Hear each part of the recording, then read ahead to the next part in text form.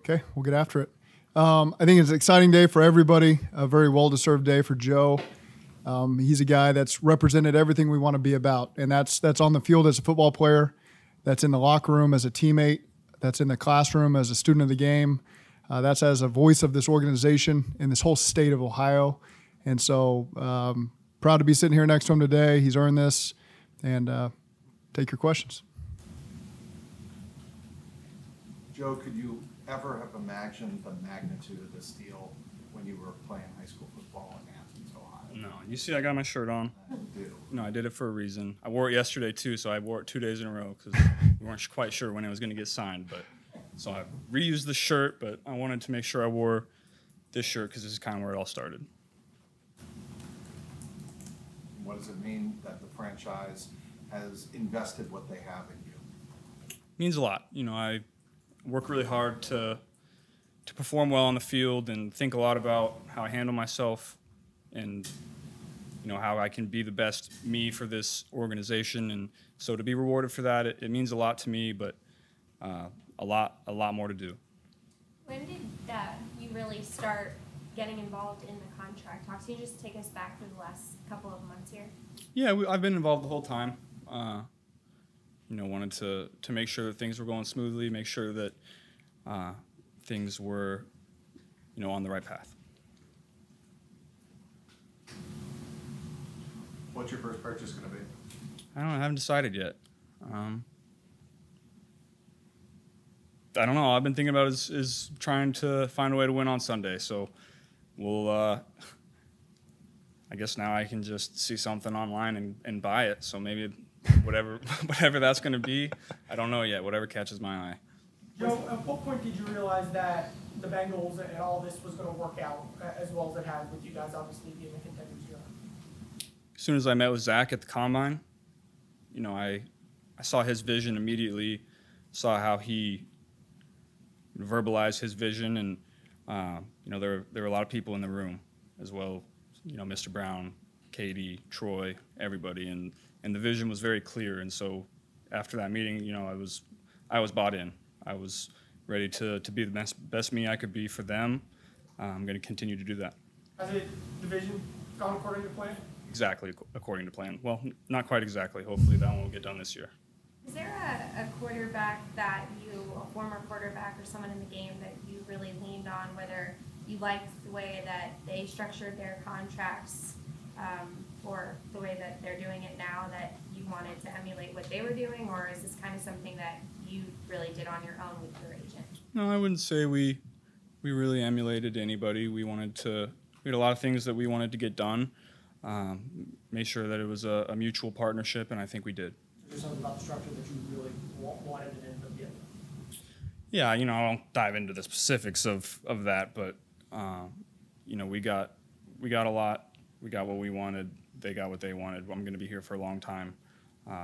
That's the most important thing. Was it important, Joe, also not to rush the process, like not saying I want this done as soon as possible, that you want it just the way you want it? Yeah, I don't think we rushed it. I don't think we spent too much time on it either. I think it was just the right amount of time. It kind of just depends on all the variables. Everything happens the way it happens. You just got to react to it, and we got a deal done that's great for both sides. And most importantly, it didn't disrupt your preparation for the season.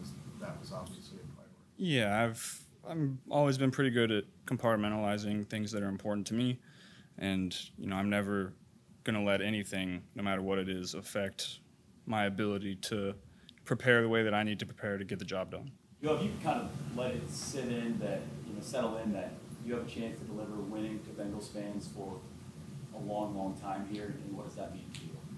No, I haven't really thought about that. I think if you think about it that way, you're not going to really be successful if you're thinking about the big picture too much. I think you have to focus on your day-to-day process, and the results are going to come after that. How much emphasis, if any, was there to make sure that this was done before the first game? Yeah, we wanted it done before that. That was important to me. When did you get the sense that it was going to be across the finish line in time for the season to be done? Yeah, last couple weeks, I think we were in a good place, negotiations-wise, and I had all the faith in the world in my agent and as well as Katie and Troy and Mr. Brown to, do the right thing to get the job done. How did you communicate to your agent that was important to you in the contract negotiations? I mean, was there anything that was more important, like the contract or whatever? I think it kind of depends. It's always a give and take. It's never, I need this, otherwise this. It's always a give and take, and so that's what was good about the whole process. You've got a sense of history. The fact that, they call him the biggest deal of all time. How does that strike you? What do you think? What do you think when you hear that? Yeah, that's exciting. Coming from where I come from, I know I'm going to be able to do a lot of good with that money, both for myself and for other people. So I'm excited about that. Haven't really thought about how that's going to be used yet, but I think it's going to do a lot of good. So did you have a job in high school or growing up? I did not. My family, I didn't really have to have a job. My dad and my mom really provided for me great. And so really I could just focus on my crafts, whether it was football, basketball, baseball, school. I had all the time in the world to dedicate to that, which is probably a big reason why I'm here. You didn't have like a flipping burger moment of, I might be the highest paid player in the world one day. No, I did not. You had so many influences, Joe, from where you grew up, and so many voices kind of speaking a lot of different things to you in a good way. Is there a message that you remember from a coach, youth, high school, or even your dad that always resonated with you? I wouldn't say there's anything specific, but I've been blessed with so many great coaches. A lot of these kids have a coach that they say ruins the game for them. From youth football and all my youth sports all the way to now, I've had coaches that understand me, understand how I tick, understand the game, and understand what we need to do to win. And really, every step of the way, I've had coaches that really, really help me develop as a person, and that's really the most important thing when you're young. And I have relationships with those coaches to this day that I make sure that I see and talk to, because those relationships are really important to me. How much thought have you put into not letting the success and any of this change you, and how have you kind of done it? Really haven't put any thought to that at all. Just be myself. That's all it is. There's going to be a lot of questions about how to build a team that moving forward now that your deal's done. How much did you kind of talk to the front office about that aspect and how you wanted to maybe do maybe things in the structure or something in the nature of the contract to help probably build the best team around you as possible? Yeah, that was important to me. That was part of the reason I was involved, to make sure that would happen.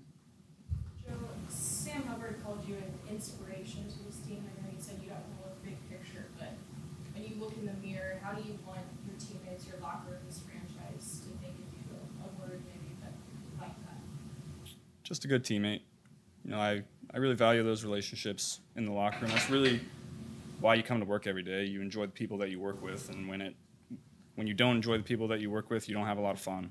And if you're not having any fun, you're not doing it the right way, and you're really not going to win a lot of games. So when the time that we spend in the locker room, off the field, that's what matters to me most.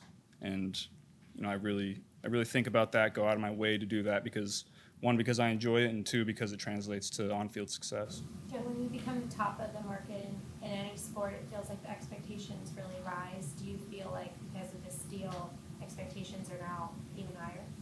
From the outside, probably, but my standard has always been my standard, and I'm going to continue to prepare that way, play that way.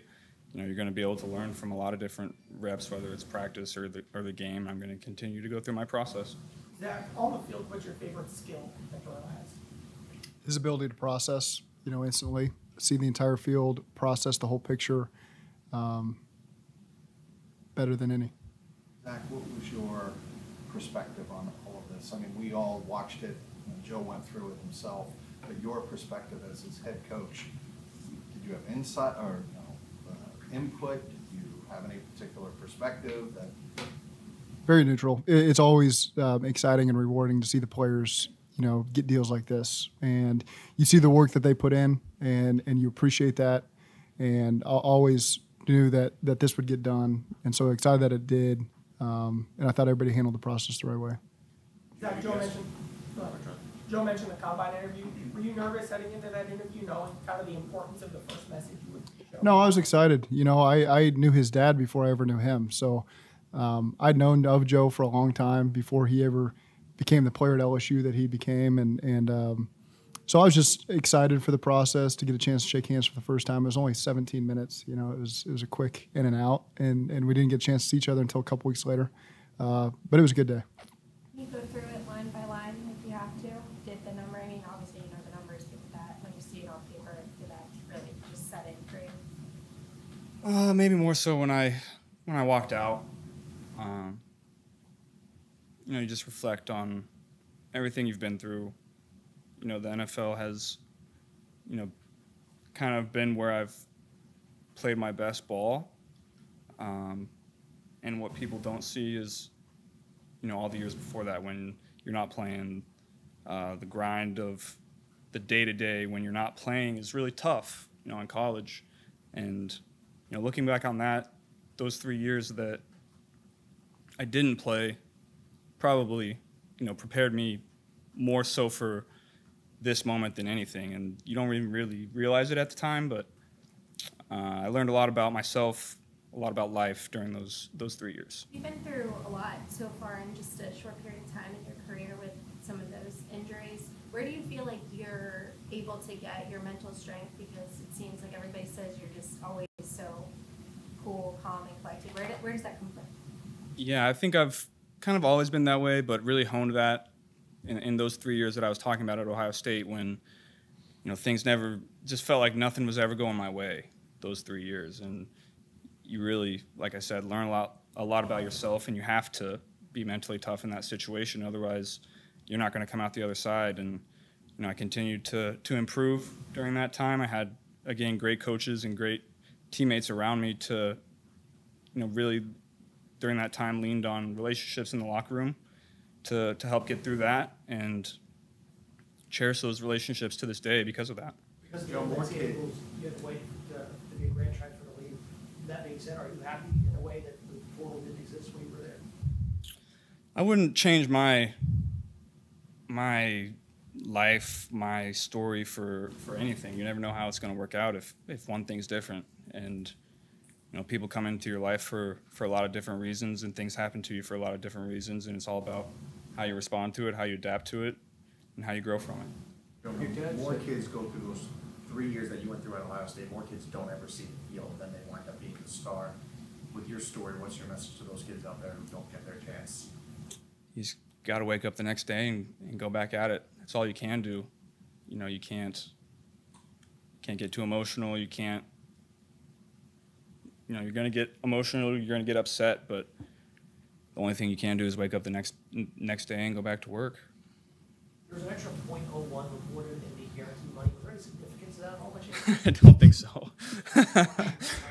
Yeah, we actually talked about that today too. I don't know. That's the only question my wife has asked me about the deal. Joe, your dad said that you had wanted to come back to Ohio, maybe after you had left and went to LSU, and there was kind of seemed to be a draw there. Was there a thing about Ohio, maybe the Bengals even before this happened, and what is that draw? I had some unfinished business in Ohio.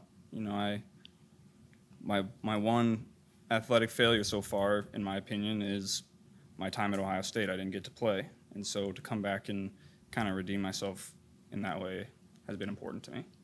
Life-changing money for yourself, your family, everybody that you want to take care of from a charitable standpoint that you're talking about. Did you take time to celebrate it? I mean, once you knew that the deal was just about done, did you celebrate it all, or did you just kind of move on? Take a deep breath, celebrate for about 5 minutes, and then you continue about your weekly process. You know, it's game week, so you got to get ready to play. Just given what you said and also the shirt, does the state title impact you at all? Yeah, of course it does. Of course it does. Whenever you lose a game like that, you know, you think about it forever. Joe, you mentioned Katie Blackburn, your respect to the Blackburn family several times. What was it like working with her? What do you think she means to this franchise, this city, to you? Yeah, Katie was awesome. She does a lot behind the scenes for this organization that nobody ever hears about.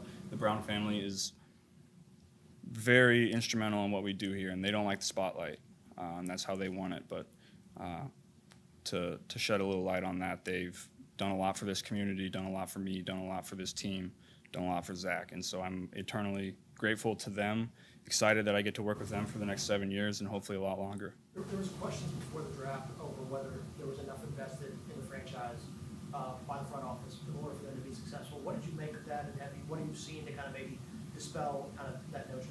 Yeah, like I said, once we had that meeting, I was bought in, saw the kind of people that I was going to be working with, and I think the last several years have, if anybody had any of those questions, I think that's put to bed. Joe, yesterday Tyler Boyd said, with the way the NFL works, someone else is going to eventually be the highest paid player in the NFL. That you're not being remembered for this contract, you're being remembered for how many Super Bowls you win. How much does that align with your thought process? That's exactly right. You're the highest paid for a certain amount of time until the next person breaks it, and you get the contract. Try to do as good for yourself as you can, and then continue about your business. So we're all about winning here. We're about winning Super Bowls, and you can't do that without winning games. So we're going to take it 1 week at a time and continue that process. Thanks, Joe. Thanks, guys. Thanks, Joe.